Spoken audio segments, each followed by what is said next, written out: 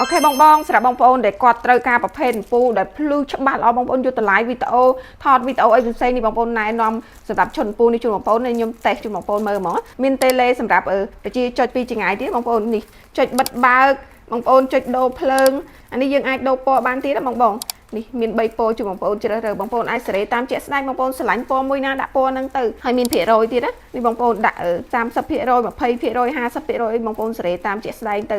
ហើយយើងនេះស្រួលប្រើមែនទែនបងប្អូនហើយយើងដាក់អំពូលនេះបងប្អូនសម្រាប់បងប្អូនដែលត្រូវការអាភ្លឺច្បាស់ល្អខ្ញុំរីខមមិនហ្មងកម្លាំងរហូតដល់